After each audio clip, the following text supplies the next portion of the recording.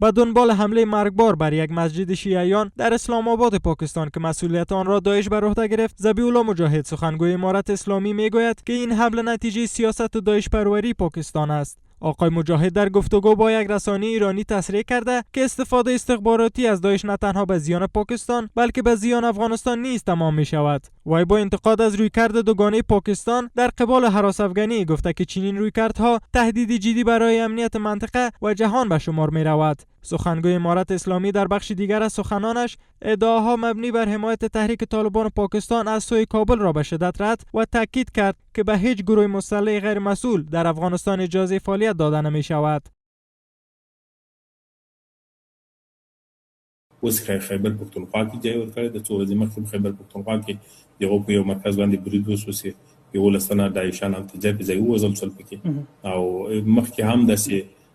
نامعلومه بریدونه په مراکز باندې مسوي دي د داعش خیبر پختونخوا کې. خدا کار پاکستان کړی موږ مستند شواهد ورکړو او برید بیان جلا د داعش خدا سیو دښمن د لکه مار ته د مار په ورستونه کې لوی هم چی مو پاکستان ته د داعش اول تا چی دا بل ورسه اسلام آباد په مسجد او د علي تشیع په مسجد کې برید وسو د خپل مخامخ د پاکستان د پالیسي نتیجه ده دغه داعش پروری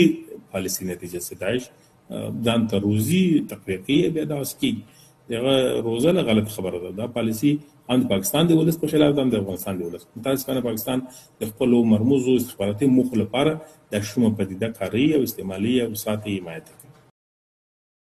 این در حال است که به دنبال تجدید تنش‌ها میان کابل و اسلام آباد تمامی راه‌های تجاری میان افغانستان و پاکستان با گذشت نزدیک به 5 ماه مسدود مانده است. ذبیح الله مجاهد با اشاره به بسته ماندن این گذرگاه‌ها میگوید که بسته شدن گذرگاه‌ها میان دو کشور برای بازرگانان زیانبار است.